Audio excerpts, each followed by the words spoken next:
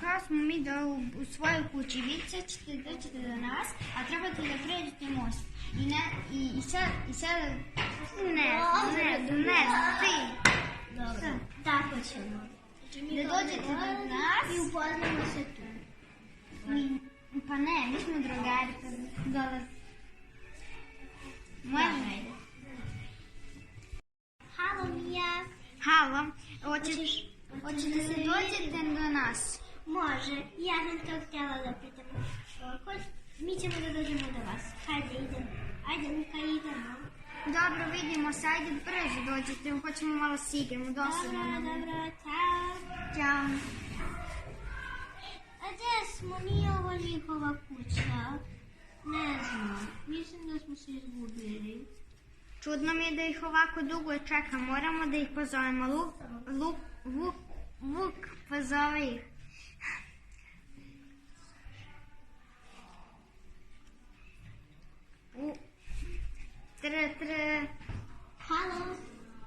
Halo, Ana, molim te, dođite brzo. Gdje ste sad? Izgubili smo se, ne znam, mi smo na nekom mostu, ne znam.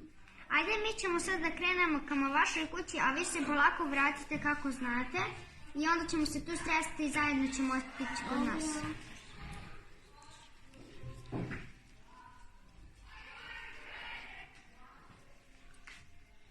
Tu ste.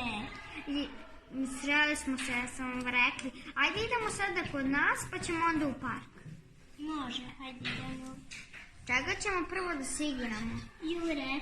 Dobro, ko će da juri? Luka. Bežimo. Ti si. Ti si.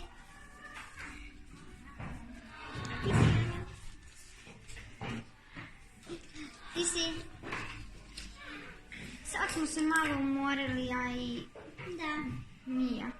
Hoćemo sad biti malo u park da se klackamo i ljudima, pa ćemo da idemo kući. Imam bolju ideju. Hajde idemo malo u šumu da se prošetamo. To je super ideja. Idemo. Kako je ovdje sve lepo. Da, baš su lepe pečurke. Kako je ovdje lep pogled odavde. Hoćete i vi da pogledajte, dođite? Da, baš je lepo. Hoćemo da skupimo pečurke, da donesemo kući i onda ćemo sutra da se vidimo u školu. Može. Ajde. Što puno imamo pečurki, pune su nam ruke. Hajde. Vidimo se sutra u školi. Vidimo se, ciao. Ćao. Čiča, miča i gotova priča.